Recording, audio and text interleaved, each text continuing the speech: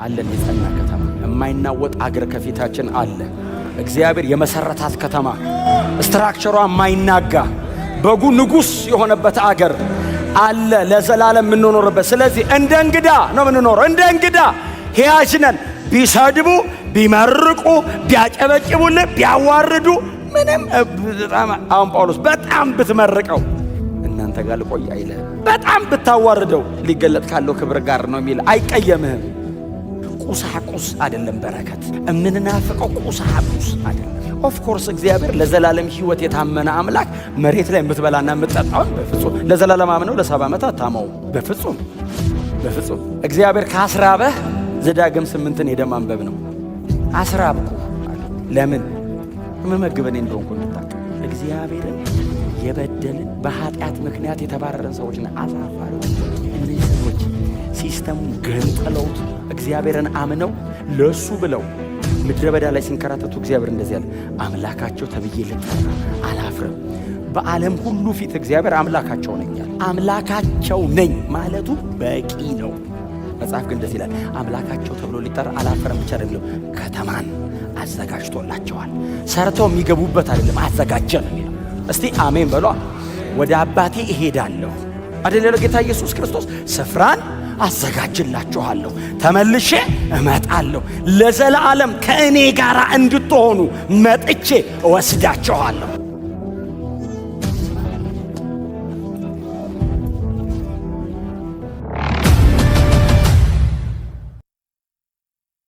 ዕብራውያን ምዕራፍ 11 ከቁጥር 13 ጀምሮ እስከ ቁጥር 19 ድረስ በጌታ በኢየሱስ ክርስቶስ ስም አነባለው። የምንወደው የጌታም ቃል እንደዚህ ይላል። እነዚህ ሁሉ የተሰጠውን የተስፋ ቃል ሳያገኙ እምነታቸውን እንደጠበቁ ሞቱ። ሆኖም ከሩቅ አይተው ሰላም አሉት። በዚህ ምድር ሲኖሩ መጻተኞችና እንግዶች መሆናቸውን ተገንዝበው ነበርና እንደዚህ የሚሉት ሰዎች የራሳቸው የሆነውን አገር እንደሚጠባበቁ ያሳያሉ። ትተውት የወጡትን አገር ቢያስቡ ኖሮ ወደዚያ የመመለስ እድል ነበራቸው። አሁን ግን ከዚያ የሚበልጠውን ሰማያዊ አገር ይናፍቃሉ። ስለዚህ እግዚአብሔር አምላካቸው ተብሎ ሊጠራ አላፈረም፣ ከተማን አዘጋጅቶላቸዋልና። አብርሃም እግዚአብሔር በፈተነው ጊዜ ይስሐቅን መስዋዕት አድርጎ በእምነት አቀረበ። የተስፋን ቃል የተቀበለው እርሱ አንድ ልጁን ሊሰዋ ዝግጁ ነበር። ይህም እግዚአብሔር ዘር በይስሐቅ ይጠራል ያለለት ነበር። አብርሃም እግዚአብሔር ሙታንን ሊያስነሳ እንደሚችል ተገንዝቦ ነበር። ይስሐቅንም ከሞት የመነሳት አምሳያ ሆኖ አገኘው። ጌታ የተባረከ ይሁን። ባለፈው ሳምንት ላይ እንግዲህ የዕብራውያን 11ን በጣም በተከታታይ እያነሳነው ያለነው። አሁን ምዕራፍ 11 ላይ ነው ያለነው። ምዕራፍ 11 ደግሞ የእምነት አባቶች ብሎ የዚህ ደብዳቤ ጸሐፊ ለዕብራውያኑ ወይንም ለዚህ ደብዳቤ አንባቢያንና አድማጮች ለእምነታቸው ላመኑት ነገር እንደ ምሳሌ አድርገው በሩቅ አስቀምጠው እንዲመለከቷቸው እነዚህን የብሉይ ኪዳን የእምነት አባቶችን በጣም አስደናቂ በሆነ አይነት መንገድ ይመለከታቸዋል። የዚህ ደብዳቤ ጸሐፊ አንዳንዱን እንግዲህ ከዚህም በፊት አብረን እንዳየነው ከዚህ በፊት እንግዲህ ያየነው የመጀመሪያው ማንን ያየነው አቤልን፣ ከዛ ሄኖክን፣ ከዛ ኖህን አይተናል። አሁን ደግሞ አብርሃም ጋር ያለነው። በጣም አስገራሚ ነው ይሄ ደብዳቤ። ጸሐፊው በጣም የተባረከ ነው። በክርስቶስ መስቀል በኩል የብሉይ ኪዳን አባቶችን ሲመለከታቸው ምናልባት የነዛ የኦሪት እነዚህ ሰዎች ያሉበትን መጽሐፍ የጻፈልን ሙሴ ከነገረን ነገር ሁሉ በጣም ያለፈ ነገር የዚህ ደብዳቤ ጸሐፊ እየተመለከተ በመንፈስ ቅዱስ እርዳታ ለነዚህ አንባቢዎቹ አድማጮቹ ይጽፍላቸዋልና አባታችን አብርሃምንም በእንደዚህ አይነት መንገድ ነው የሚያቀርበው። ግን መሃል ላይ ቁጥር 13 አካባቢ ጀምሮ የሚያስቀምጠው ነገር ደግሞ ወጣ ይላል። አሁን አብርሃምን ብቻ ሳይሆን ከዚህ በፊት ያነሳቸውና ከዚህም በኋላ ደግሞ የሚያነሳቸው አሉ። እንደነ ሙሴ ሌሎችም ደግሞ ከዚህ በኋላ ደግሞ የሚነሱ አሉ። እነዛንም እነዚህንም በመካከል ቆሞ ነው ይህንን ቁጥር 13 ጀምሮ ያለውን የሚናገረው። ምንድነው የሚለው ቁጥር 13? እነዚህ ሁሉ የተሰጣቸውን የተስፋ ቃል ሳያገኙ እምነታቸውን እንደጠበቁ ሞቱ። አይ ቲንክ በጣም ጥንቃቄ የሚፈልግ ይመስለኛል። ይሄ ቁጥር ጥንቃቄ የሚፈልግ ይመስለኛል። እነዚህ ሁሉ ብሎ እንግዲህ የሚያስቀምጣቸው ቅድም የዘረዘርኳቸውን ነው። አሁን እኛ ያየናቸው ከዚህም በኋላ ደግሞ የምናስቀምጣቸው ናቸው። አሁን የተሰጣቸውን የተስፋ ቃል ሳያገኙ እምነታቸውን እንደጠበቁ ሞቱ ይላል። ሪሊ አሁን አብርሃም የተሰጠውን የተስፋ ቃል አላገኘም ወይ? እግዚአብሔር አብርሃምን ከከለዳውያን መንደር ሲጠራው ተባብለናል ባለፈው ሳምንት። ከባቢሎን እግዚአብሔር ጠርቶ ሲያስወጣው ከገባለት የተስፋ ቃሎች መካከል መጀመሪያ መሆን ያለበትን ወደ ኋላ አድርጎ ከኋላ ቢሆኑም ችግር የሌላቸው እጆቻቸውን ወደፊት አምጥቶ እግዚአብሔር ዘርግቶ ግን ለአብርሃም እኮ የተስፋ ቃሉን ሰጥቶታል። ለምሳሌ ከተስፋ ቃሎቹ መካከል እባርካለሁ፣ አበዛለሁ፣ ስምህን ገናና አደርገዋለሁ። እነዚህ የተስፋ ቃሎቹ አሁን እኮ እየተፈጸሙ ነው ያሉት። ልጅ እሰጥሃለሁ ነው። ያ በጣም በጉጉት 25 ዓመት ያክል ያስጠበቀው ጉዳይ ነው። ተቀብሏል። አብርሃም የተስፋ ቃሉን ተቀብሏል። የዚህ ደብዳቤ ጸሐፊ ግን ምን ይላቸዋል? እነዚህ ሁሉ የተሰጣቸውን የተስፋ ቃል ምን ባይሉም ሳያገኙ አሁን የተሰጠውን የተስፋ ቃል በጣም ጥንቃቄ ይፈልጋል ያልኳቸው ለዛ ነው። ኦፍ ኮርስ አብርሃም አላገኘም የምንለው አይደለም። አብርሃም አግኝቷል። ይስሐቅን ነበር እግዚአብሔር ልጅ እሰጥሃለሁ ነበር ያለው። እግዚአብሔር ልጅ ሰጥቶታል። አብርሃም ከእግዚአብሔር ልጅ ተቀብሏል። አንዱ የተሰጠው ተስፋ ምንድነው? ልጅ እሰጥሃለሁ ነው። አብርሃም እግዚአብሔርን ይጠብቅ የነበረው እስከ መቼ ነው? ልጁን እስኪቀበል ድረስ። እግዚአብሔር በዘፍጥረት ትረካ ከሄድን በሙሴ ናሬሽን ከሆነ እግዚአብሔር የተናገረውን የተስፋ ቃል ለአብርሃም ፈጽሟል። ልጅ እሰጥሃለሁ ብሎታል፣ ሰጥቶታል። እባርካለሁ ብሎታል፣ ባርኮታል። በቤቱ የተወለዱ 100 በላይ የሚሆኑ የተቆጠሩ ባሪያዎች ነበሩት። ሄዶ ተዋግቶ አገር ድል አድርጎ ሁሉ ይመለስ ነበር። አብርሃምን እግዚአብሔር የተስፋ ቃሉን አልሰጠውም? ሰጥቶታል። የዚህ ደብዳቤ ጸሐፊ ታዲያ ምን እያለን ነው? እግዚአብሔር ለአብርሃም በዘፍጥረት ላይ ምዕራፍ 12 ላይ ሲጠራው የተናገረውን አልፈጸመም እያለን ነው? አብርሃም ምንም ሳያገኝ አንቀላፋ እያለን ነው? አይደለም። ተቀብሏል። የሚበልጥ ስላየ፣ የተሻለ ስላየ የተቀበለውን አብርሃም ራሱ እንደ ጥላ ስለቆጠረ እንጂ እግዚአብሔር ከነዓንን እሰጥሃለሁ ብሎ ከነዓንን ሰጥቶታል። እግዚአብሔር በአገሬው ሰው መካከል የተከበረ ሰው አድርጎታል። እንደነ መልከ ጼዴቅ አይነት በጣም ታላላቅ የሆኑ ንጉስም ካህንም የሆኑ ሰዎች መጥተው ባርከውታል፣ መርቀውታል። እግዚአብሔር የገባውን በሙሉ ምንም ሳያጎድል ለአብርሃም ሰጥቶታል። አብርሃም ከእግዚአብሔር የተስፋ ቃል ሲቀበል አልፎ ስለተቀበለ የሚበልጥ አድርጎ ስለተቀበለ ነው። የአብርሃም ተስፋ ይስሐቅ ልጁ ይስሐቅ ጋር ስለማያበቃ ነው፣ ስለማይቆም ነው እንጂ እኔና እናንተ ብንሆን ጨርሰናል ብለን የምስጋና ፕሮግራም አዘጋጅተን በሰላም ነው የምናንቀላፋው። ይሄ ሰውዬስ ይስሐቅን ተቀብሎ በእጁ አልበቃኝም ይላል። የተሰጣቸውን የተስፋ ቃል አላገኙም። የተቀበሉትን እንደ ጥላ ስለቆጠሩ እንጂ አግኝተዋል። የዚህ ደብዳቤ ጸሐፊ በጣም በጥንቃቄ እንድንፈታት አድርጎ ስለጻፋት በጣም መጠንቀቅ ስላለባችሁ ክፍሏን ስታነቡ እንጂ አብርሃም አላገኘም ብለን ልንዘጋው የምንችለው ክፍል አይደለም። ራሱ የዚህ ደብዳቤ ጸሐፊ የሚቀጥሉት ቁጥሮች ላይ እግዚአብሔር ለአብርሃም ይስሐቅን ሰጠው ብሎ ይጽፍልናል። ቶታሊ አላገኘም አይደለም። አብርሃም ምንድን ነበር ይጠብቅ የነበረው ብለን ነው መጠየቅ ያለብን። የተሰጠውን የተስፋ ቃል እግዚአብሔር የሰጠውን ተቀብሎ ልጅ እግዚአብሔር ሰጥቶት በዚህ በኩል ዘርን አበዛለሁ፣ የምድር ህዝቦች ሁሉ በዚህ ይባረካሉ፣ የብዙ ህዝቦች አባት በዚህ ልጅ በኩል ትሆናለህ ብሎ እግዚአብሔር ተናግሮታል። ፈጽሞለታል፣ ሰጥቶታል ልጁን። የተቀበሉትን እንደ ጥላ ቆጥረው ገና የሚቀበሉትን ደግሞ እንደ አካል ይዘው ስላንቀላፉ ነው። የተስፋ ቃል የሚለው እግዚአብሔር ለመፈጸም ያወጀው ነገር ማለት እፈጽመዋለሁ ብሎ እግዚአብሔር ከአፉ ያወጣው የተስፋ ቃል አየር ላይ ያለ ምናብ አይደለም። የተስፋ ቃል የሚመሰረተው ተስፋ ሰጪው ላይ፣ ተስፋው እውነተኝነቱ የሚመሰረተው ሰጪው ላይ፣ የሰጪው ማንነት ላይ ነው። ስለዚህ ሰዎቹ ሳይቀበሉ አንቀላፉ የተባለው የተቀበሉት ነገር አለ። አዎ እንቀበሏለን ያሉት በጣም የከበረና ታላቅ ነገር ከፊት አለ። አዎ ያንን እንቀበላለን ብለው ሳይቀበሉ እያዩት የሞቱት የተስፋ ቃል ሰጪው የታመነ ነው ብለው ነው። እግዚአብሔርን ስላመኑ ነው። አምነው ኖሩ አይደለም የሚለው፣ ሞቱም ነው የሚለው። አምኖ መሞት ለካ አለ። አሁን እኛ አምነን እየኖርን ነው። እነሱ አምነው ሞቱ። የተቀበልነውን ተስፋ የሰጠን የተስፋ ቃል ሰጪው ከሞት ባሻገር እንኳ በሚቀጥለው ዓለም ላይ የሰጠኝን ተስፋ ይፈጽማል ብሎ አመኑ። የተቀበሉት መሬት ላይ ቆመው ነው፣ የሚፈጸመው ለዘላለም ነው ብለው ነው ያመኑት። በእግዚአብሔር ማንነት ላይ ነው የተመሰረተው ተስፋው። እኔ በጣም አንድ ጴጥሮስ ከጻፈው ደብዳቤ ላይ አንደኛ ጴጥሮስ ምዕራፍ 1 ቁጥር 3 ምናምን ትዝ ይላችኋል። ስለ ተስፋው የሚናገረው ምንድነው የሚለው? አንደኛ ጴጥሮስ ምዕራፍ 1 ቁጥር 3 ኢየሱስ ክርስቶስ ከሙታን በመነሳቱ ለሕያው ተስፋ ለማይጠፋ እድፈት ለሌለበት ለማያልፍም ርስት እንደ ምሕረቱ ብዛት ዳግመኛ የወለደን የጌታችን ኢየሱስ ክርስቶስ አምላክና አባት ይባረክ። ይህም ተስፋ በእምነት በእግዚአብሔር ኃይል ለተጠበቃችሁ ለእናንተ በሰማይ ቀርቶላችኋል። ተስፋው የማይጠፋ ነው፣ የማያልፍ ነው፣ እድፈት የሌለበት ነው። የማይጠፋ ነው፣ የማያልፍ ነው፣ እድፈት የሌለበት ነው። ሲን ፕሩፍ ነው፣ ዴዝ ፕሩፍ ነው፣ ታይም ፕሩፍ ነው። ኃጢአት አያሰጋውም፣ ጊዜ አያሰጋውም፣ ሞት አያሰጋውም። ተስፋውን ግን ምንድነው እውነተኛ ያደረገው? ኢየሱስ ክርስቶስ ከሙታን በመነሳት የኢየሱስ ክርስቶስ ከሞት መነሳት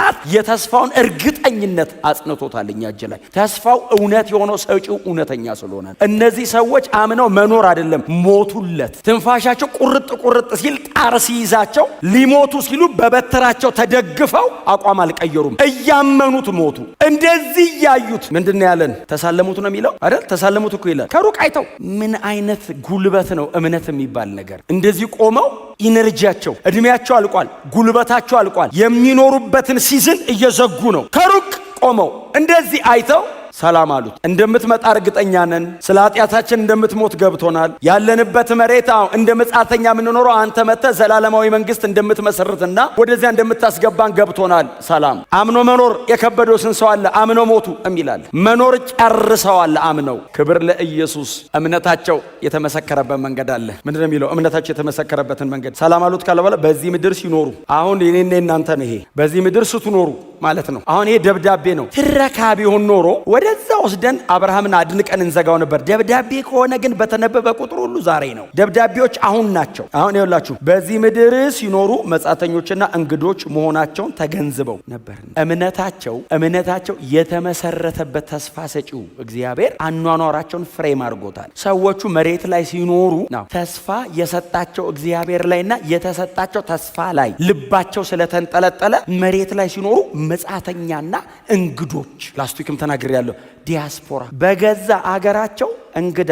ለዚህ በጣም ጥሩ ምሳሌዎች ባይዘው እነዚህ የእምነት አባቶች ናቸው። እነዚህ የእምነት አባቶች ፊዚካሊ በአካል እኮ ነው የነበሩበትን አካባቢ ለቀውት የወጡት። በአካል አብርሃም በአካል ነው ከከለዳውያን መንደር ከኡሮት ወደ ከነዓን ሄደው። ሙሴ በአካል ነው ከፈርዖን ቤት ወደ ምድረ በዳ የተራመደው። አፌክሽኑን እዩት። እምነት ምን ያክል አፌክት እንዳደረጋቸው አቲቲዩዳቸውን፣ ቀጥሎ አኗኗር፣ አካሄድ፣ ፕራክቲካሊ የሚያደርጉትን ነገር ሁሉ አፌክት አድርጎታል። እንግዳና መጻተኛው ነው። እንግዳ ነኝ እኔ ብለህ ዘምረህ እንግድነት አይታወቅም፣ በአኗኗር ነው የሚያስታውቀው። አንዳንድ ሰው እንግዳ ነኝ ብሎ እየዘመረ የጂ+20 መሰረት ወደ ታች ጥሎ ለመንቀል ሁሉ አይመች። ለንጥቀት እንድትመቹ ቀለል በሉ። በድንኳን የሚል ቃል አለ። ጎናችሁ ያለው ሰው እንግዳ ነህ በሉት። ነቅነቅ አድርጋችሁትና እንደ መጻተኛ ኑር በሉት። ይሄ ባይዘዌ አሁን እየነገርኳችሁ ያለሁት ክፍል የአንድ ሳንቲም ሁለት ገጽታ ነው። አማኝ ከሆንክና በተስፋ ሰጪውና በተስፋው ላይ ልብ ከተንጠለጠለ እንደ ባለ አገር መኖር አትችልም። እንደዛ አይነት ሰው ከሆንክ እንግድነት ዲፎልት ነው። ተስፋዬ ሰማያዊ ነው። የዘላለም አምላክ የሰጠው ዘላለማዊ ተስፋ ላይ ነው ያለሁት። እዚህ ምድር እንግዳ ነኝ የሚል እውነት ልብ ላይ ከተሰነቀረ መቼም አኗኗር የዚህን ምድር ሰዎች አይመስልም። ኃጢአት አይቀልም ማለት ባይዘው ያያቸው ሰው ከሩቅ እንደዚህ አይቷቸው እንግዳው አይደለም ክፍሉ የሚለው እንግዳና መጻተኛ መሆናቸው ነው ተገንዝበው ነበር። እነሱ አወቁ። አሁን ሰው ከሩቅ አይቶ አሁን ባይዘው አለባበሰን አይቶ እኮ ጃከር ነበር ግን ሊል ይችላል። አራኒዝ ይሁን አንተ ውስጥ ውጭ ሀገር የሚል ሳያቅ ሰው እንደዚህ ፊት ነው። እነሱስ አውቀዋል እና እንደዚህ አይተ ስትነግረው አዎ ሀገር ሌላ ጋር ወደ አይነት ያጥንት ስትራክቸር አይታየ እምመለስልህ የሚያምረኝና እምወደውና ምጠላው ነገር አያስታውቅ። ሰው ሁሉ የሚበላውን ጥርግ አድርገው አይበሉ ይመርጣሉ። ተገንዝበው ነበርን። እግዚአብሔር ለራሳችን እንድንረዳ ብርሃን ይስጠን። እውነቴን ነው የምልህ። አንተ ከገባህ ማሸነፍ ቀላል ነው። ከደጅ ወደ ውስጥ ነው የሚከብደው፣ ከውስጥ ወደ ውጭ ቀላል ነው። ውስጥ ይመንበት፣ ውስጥ አንደርስታንድ ያርግ እንጂ እንግዳ ነኝ የሚለውን እግዚአብሔር አንተ ልብ ላይ ካፈሰሰ ደጁ የፈለገውን ያክል ቢተራመስ አንተ እንደ እንግዳ ትኖራለህ። መጀመሪያ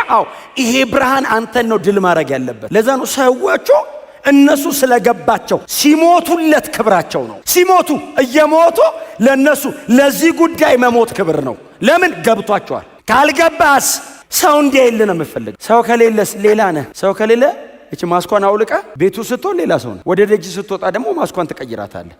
ከገባስ ማንም ባይኖርም ህዝብ መሃልም የትም አንድ ነህ። ሰዎቹ ተከብረውበት ያውቃሉ። በጣም ተከብረውበት ያውቃሉ። በጣም ተዋርደውበት ደግሞ ተገለውበትም ያውቃሉ። ለሁለቱም ተመሳሳይ ናቸው ሰዎቹ። ለምን? እነሱ ገብቶ ተገነዘቡ። እንግዶችና መጻተኞች እንደሆኑ ገባቸው እንጂ በእውነት ነው የምላችሁ። አሁን በሰዎቹ በነበሩበት ዘመንና ሁኔታ አንዳንዱን ነገር በእኔና በእናንተ አሁን እኔና እናንተ እዛ ዘመን ላይ ብንሆን ሰዎቹን ከመካከል አውጧቸውና እዩዋቸው እስቲ። ማንም ያመሰግናቸው? ማንም ይከተላቸው? እንደ እብድ ነው የምንቆጥራቸው። እንደ እብድ እንደውም ሌላ ጊዜ ወደፊት እንደርስበታል። በምድረ በዳ ተቀበዘበዙ ምናንም ይላል ባይዘው። ከምድረ በዳ አውጣኝ ወደ ለመለመ መስክ አድርሰኝ እያልን እኮ ምን ጸልዮኛ። ሰዎቹ ከለመለመ መስክ ወጥተው ወደ ምድረ በዳ በአውሬ ተቦጫጨቁ ምናን እኮ ይላል። በዱር አደሩ ይላል። መትረፍ እየቻሉ ለመሞት ፈቃደኛ ሆኑ። ለምን? ገብቶት ነው ሰውየው። ሰው ሲያየው ከንቱ ለምንም የማይጠቅም ይኸው ተቅበዝባዥ ሆነ ይላል። ሰውየውስ ሰማያዊ ሀገር አለኝ። አየህ፣ አንተነ ማመን ያለብህ አንተ ውስጥ ነው። ይሄ ብርሃን መብራት ያለበት ይሄ እውነት አንተን ነው ማሸነፍ ያለበት። አሁን የዚህ ደብዳቤ ጸሐፊ የሚነግረን ተገንዝበው ነበር እነሱ ነው። አሁን ዓለሙ ገብቶታል አልገባውም they don't mind ለማስረዳት ይሞክራሉ። እነሱስ ገብቷቸዋል። ወንጌል አንሰብክም፣ ግጥም አድርገን ነው የምንሰብከው። እየሰበክንም ነው። ወደፊትስ ሌላ ምንም ስራ የለንም ከዚህ ውጭ። እኔም በጠይቁኝ ከዚህ ውጭ ምንም ስራ የለኝም። ሰው ቢገባው ጥሩ ነው። ምን ጥያቄ ያለው? መግባትም አለበት ግዴታ ነው። ከወንጌል ውጭ መዳኛ የለም። መጀመሪያስ እኔ ነኝ ማወቅ ያለብኝ፣ እኔ ነኝ መንበርከክ ያለብኝ ለዚህ እውነት። አንተን ተንበርከክ ከማለት በፊት ክብር ለኢየሱስ ይሁን። እንደዚህ የሚሉት ሰዎች አለ የዚህ ደብዳቤ ጻፊ፣ እንዲህ የሚሉት ሰዎች የራሳቸው አገር እንዳላቸው ያሳያሉ። አይደል የሚለው እንደሚጠባበቁ ምን ማለት አሁን አንተ አገር እየኖሩ እንግዳ ነኝ ሲሉ እንግዳ ነኝ ሲልህ ገና አገር አለው ማለት ነው ትላለህ። በድንኳን ቁጭ ብሎ እንዴ ምን ነው ተደላደል እንጂ እንዴ ተመቻች ስትለው አይ እሄዳለሁ ሲልህ እምሄድበት አለው። በጣም ብዙ እምሄድበት የለውም። ለዛ ነው ተደላድሎ የሚቀመጠው። እኛ እምንሄድበት አለ። አሜን በሏ። እኔ እምሄድበት አለኝ፣ የምጠብቀው አገር አለኝ። መንገድ ላይ ነው ያለው። እየኖርኩ አይደለም፣ መንገድ ላይ ነኝ። እምኖረው እዛ ገብቼ ነው። መንገድ ላይ ሲሄድ ሊበርደኝ ይችላል። መንገድ ላይ ነኝ፣ እየሄድኩ ነው። እንቅፋት ሊመጣ መንገድ ላይ ነኝ። ዝናብ ሊዘንብብኝ መንገድ እየሄድኩ ነው። ቤቴ እገባ ቤት ስገባ ሁሉ ነገር ይስተካከላል። ሞቅ ብሎኝ ይቀመጣል። እግሬን ዘርግቼ ቤቴ ውስጥ እቀመጣለሁ። አገራችን በሰማይ ነው። ሌላ አገር እንዳላቸው የሚጠብቁት አገር እንዳላቸው ያስታውቃል። እንዲህ ስታየው ሰውየው ሌላ አገር እንዳለ ያስታውቃል።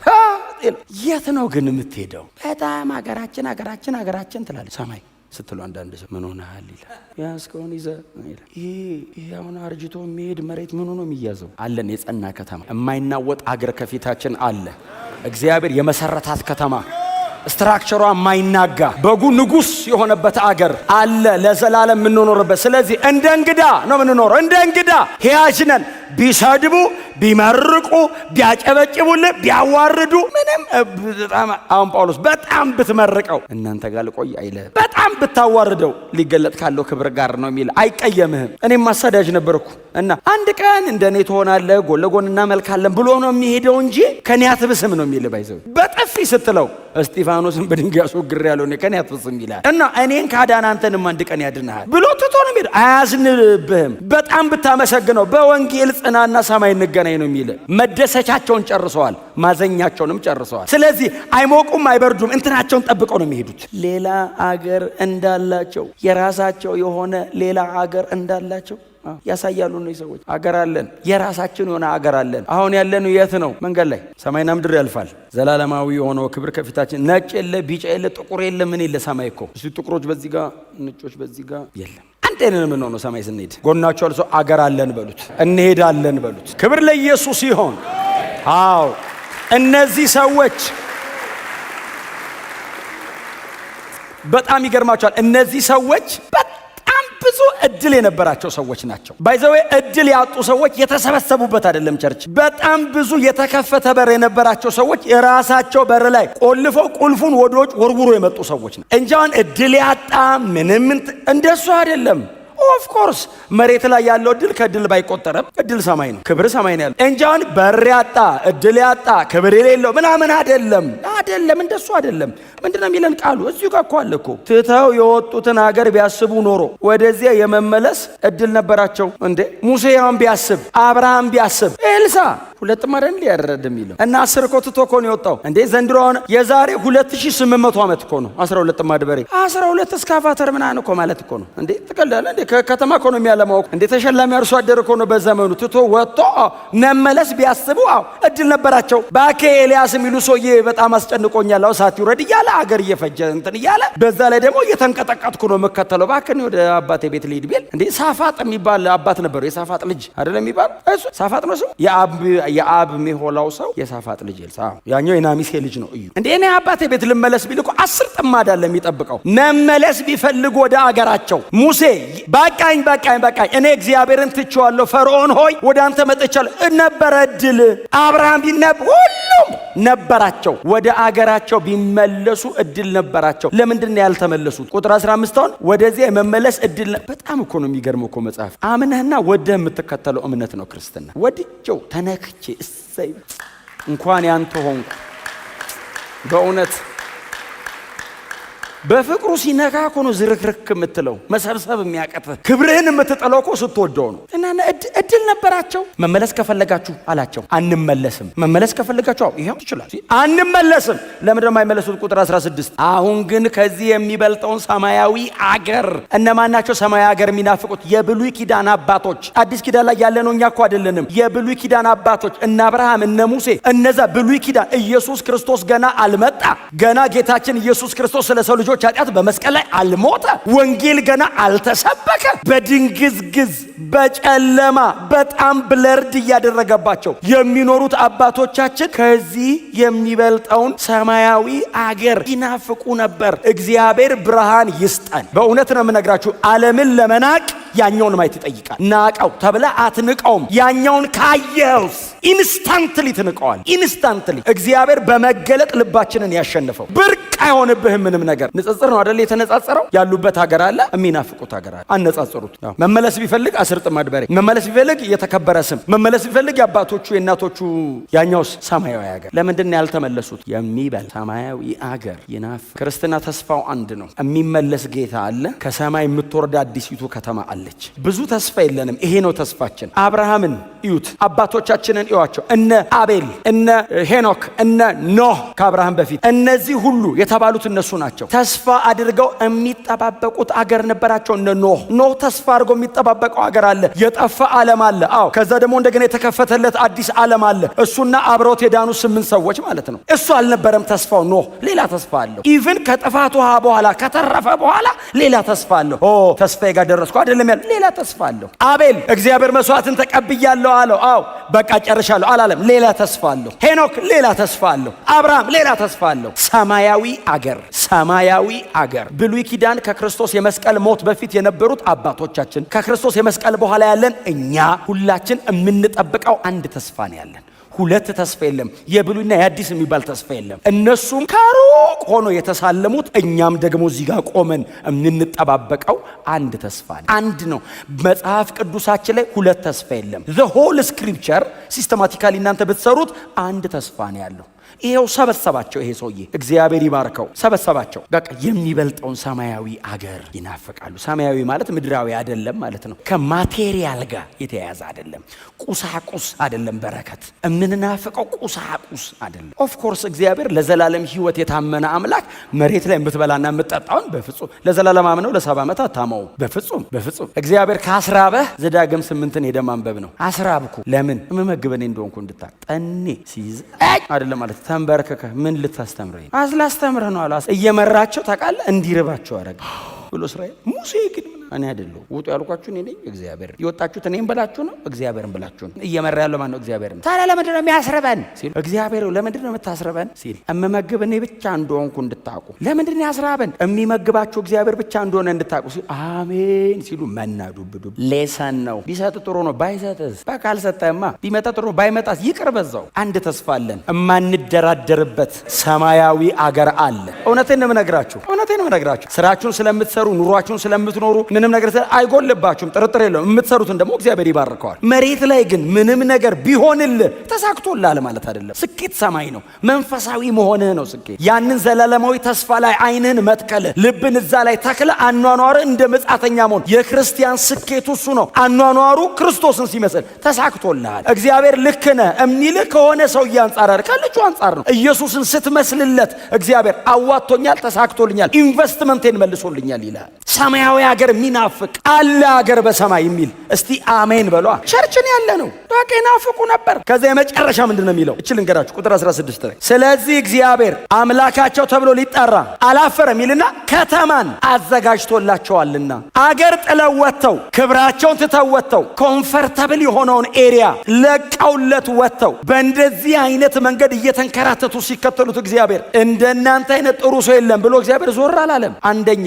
ትልቅ ክብር እግዚአብሔር የሰጣቸው አምላካቸው ነኝ አለ። እግዚአብሔር አምላካቸው ተብሎ ሊጠራ አላፈረም። እኛ እምናሳፍርን እንታቃለን። እምናሳፍር እግዚአብሔርን የበደልን በኃጢአት ምክንያት የተባረረን ሰዎች ነን። አሳፋሪዎች እኮ ነን። እነዚህ ሰዎች ሲስተሙን ገንጥለው እግዚአብሔርን አምነው ለሱ ብለው ምድረ በዳ ላይ ሲንከራተቱ እግዚአብሔር እንደዚህ ያለ አምላካቸው ተብዬ ልጠራ አላፍርም። በዓለም ሁሉ ፊት እግዚአብሔር አምላካቸው ነኝ አለ። አምላካቸው ነኝ ማለቱ በቂ ነው። መጽሐፍ ግን እንደዚህ ይላል፣ አምላካቸው ተብሎ ሊጠራ አላፈርም ብቻ አይደለም፣ ከተማን አዘጋጅቶላቸዋል። ሰርተው የሚገቡበት አይደለም፣ አዘጋጀ ነው። እስቲ አሜን በሏ። ወደ አባቴ እሄዳለሁ አይደለ ጌታ ኢየሱስ ክርስቶስ፣ ስፍራን አዘጋጅላችኋለሁ፣ ተመልሼ እመጣለሁ፣ ለዘላለም ከእኔ ጋር እንድትሆኑ መጥቼ እወስዳችኋለሁ።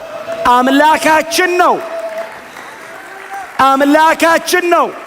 ይሄ ተስፋ የታመነ ነው። ይዋቸው ብሉይ ኪዳን ሆነው ዮሐንስ 14 ነው የሚኖሩት። እግዚአብሔር ከተማው አዘጋጅቶልናል ይላሉ። ታውቃለህ፣ ቀና ብለው እግዚአብሔር ከተማ አዘጋጅቶልኛል እና ተመልሶ ይመጣል ይወስደኛል። እዚህ ነዋሪ አይደለሁም። ሞት በትክክሉ የሚጠቀመው ቃል አለ። በትክክሉ ሞት የሚለው መሬት ላይ ያለውን ሞት ነው። ሜታፎሪካሊ ግን ፊግራቲቭሊና ሜታፎሪካሊ የሚያስቀምጠው ነገር ከኃጢአት መለየት ከዚህ ዓለም መውጣት የሚለው ነው የሚያስቀምጥ። ሞቱ የሚለው ማለት ነው። ሞቱ የሚለው ዝም ብለው ሞቱ ብቻ አይደለም፣ ከዚህ ዓለም ዲፓርት አደረጉ ማለት ነው። ከዚህ ዓለም ተለዩ ማለት ወደ መኖሪያቸው ሄዱ ማለት ነው። መኖር እንዳይመስል መሞት ክብር ነው እዚህ ህይወት ላይ መሻገሪያ።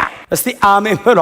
ሞትን ውልቅልቁን አወጡት። ብሉይ ኪዳን ላይ ሆነው ሲሞቱ ከዚህ ዓለም እየሄድን ነው። ወዴት? ወደ አገራችን። አንተ እኛ ራሱ ገና እኮ የምንጠብቀው ከተማ እኮ ነው። ከሺህ ዓመታት በፊት ቆመው እንደዚህ አይተውት ሞት ሲመጣ አሻግረኛ ሞትን አሻግሬ አሉት። ስም መሻገሬ መሄጄ። እስቲ አሜን በሉ። እግዚአብሔር አምላካቸው ነኝ ብቻ አይደለም ያለው፣ ከተማን አዘጋጅ። ልክ ሲሞቱ ዌልካም ሆም። አየህ እግዚአብሔር ከተማ እንዳዘጋጀልህ ሲገባ መንገድ ላይ እንቅፋት ቢመታ፣ ለሰው የተወረወረ ነገር ቢያገኝ ቆማ አትጣላ። እንዴት ተመጣ አትልም። ቶሎ ነው መሄድ ያለብህ። መንገድ ላይ ቶሎ ይሄዱ። ምን ማለት ነው? እንዳደክሙ በየመንገዱ ኢንጌጅ አታርጉ። ከየሰው ጋር ከየሲስተሙ ጋር ከየጉዳዩ ጋር እየተጋባችሁ አትኑሩ። መንገድ ላይ ነህ ዋ ቢረጭ መንገድ ላይ እየሄድክ እያለ ሰው እንዲህ ሲረጭ ቆማ አትጨቃጨቅ። ቤት ስገባ ልብሱን እቀይረዋለሁ ብለህ አትጋቡ። መንገድ ላይ አታግቡ አይደለም ያልኩት፣ እሱን አይደለም ያልኩ ያለሁት። ግን ይሄ ከሲስተም ጋር ከሁኔታ ጋር ከኃጢአት ጋር ከአመጽ ጋር አትጠላለፉ። እየሄዳችሁን ያላችሁ እንዳትዘናጉ። በየመንገዱ ያለ ብልጭ የሚል ነገር የህይወት መብራትህ አይደለም። የህይወት መብራትህ ከፊት ነው ያለ። እግዚአብሔር ከተማ አዘጋጅቶልኛል እና ይሄኛው ለመልቀቅ አይከብድህም። ሰው የሚጓጓለት ነገር አያጓጓህም። ሰው የሚጋደልለት አትጋደልም። ለምን? የሚበልጥ ከተማ በሰማይ አለ። ያኛውን ካላየህ ነው እዚህ ጋር በጣም የምትጋደለው ይመስላችኋል አንዳንዶች። አረኛ እንደዛ አይደለንም። ሀገራችን በሰማይ ከዛ የሚመጣ የምንጠብቀው መሲህ አለ። ኢየሱስ ከሰማይ ይወርዳል፣ በቅርብ ይመጣል። በእውነት አያጓጓንም። መሬት ቤተ መንግስት ወስዶ ቢያስቀምጡን ጠርዝ ላይ ነው የምንቀመጠው። ፓላስ ነው ብራዘር ዘርጋር አረ ጠርዝ ላይ ለምን? የሚበልጥ አለ። መሬት ላይ ቦርቅ የተንቆጣቆጠ ቦታ ብትገባ ከሰማይ ክብር ጋር አይነጻጸርም። የተዋረደ ነው።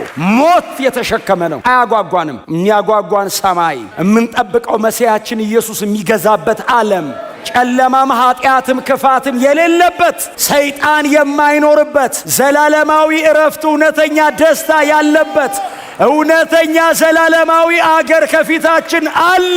እንጠብቀዋለን። እግዚአብሔር ያስገባናል። ይሄ ነው ክርስቲያን ተስፋው። ሌላ ተስፋ የለንም።